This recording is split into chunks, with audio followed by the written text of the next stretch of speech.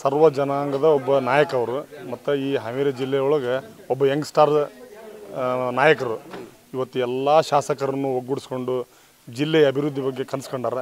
ಅಂಥವ್ರಿಗೆ ಒಬ್ಬ ಆಪತ್ ಬಾಂಧವನಾಗಿ ಹಾನಗಲ್ ತಾಲೂಕಿನಲ್ಲಿ ಹೆಸರು ಮಾಡಿದರು.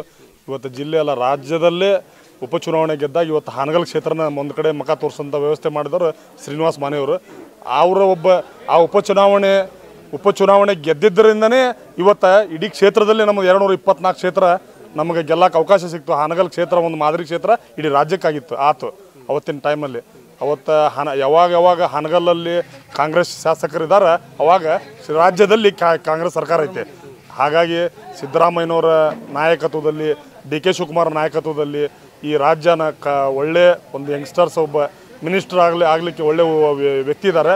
ಅವ್ರಿಗೆ ಅವಕಾಶ ಕೊಟ್ಟರೆ ಪ್ರತಿಯೊಂದು ಕೆಳ ಸಮುದಾಯದವ್ರನ್ನ ಜೊತೆ ಇವತ್ತು ಬಾಂಧವ್ಯ ಇಟ್ಕೊಂಡು ಎಲ್ಲ ಜನಾಂಗದವ್ರನ್ನೂ ಇವತ್ತು ನಾಯಕತ್ವ ಕೊಟ್ಟು ಎಲ್ಲರೂ ಬೆಳಿಬೇಕಪ್ಪ ನಮ್ಮ ಜೊತೆ ಅಂತೇಳಿ ಒಂದು ಬಾಂಧವ್ಯ ಆ ಭಾವನೆ ಇಟ್ಕೊಂಡಂಥ ಯಾರಾದರೂ ಒಬ್ಬ ಶಾಸಕರಿದ್ದರೆ ಅದು ಶ್ರೀನಿವಾಸ್ ಮಾನೆಯವರು.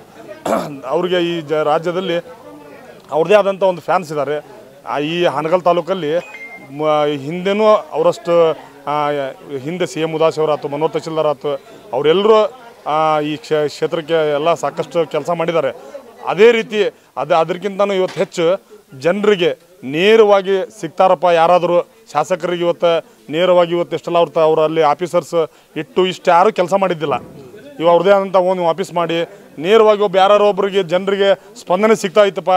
ಇವತ್ತು 7-8 ಅವರ ಜನರು ಪಿ ಎಗಳಿದ್ದಾರೆ.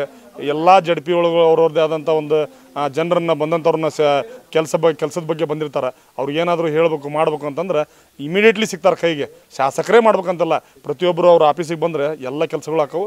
ಇಲ್ಲಿ ಮಟ್ಟ ಒಳ್ಳೆ ಕೆಲಸ ಮಾಡ್ಯಾರ. ಈಗ ಒಂದು ಸಚಿವ ಸ್ಥಾನನೂ ಕೊಟ್ಟರೆ ಈ ಜಿಲ್ಲೆ ಅಭಿವೃದ್ಧಿ ಆಕತಿ, ತಾಲೂಕು ಅಭಿವೃದ್ಧಿ ಆಕತಿ ಅಂತೇಳಿ ನಮ್ಮ ಅಭಿಪ್ರಾಯ. ಮಹೇಶ್ ಪವಾಡಿ ಅಂತೇಳಿ ಕುರುಬ ಸಮಾಜ ತಾಲೂಕು ಅಧ್ಯಕ್ಷರು.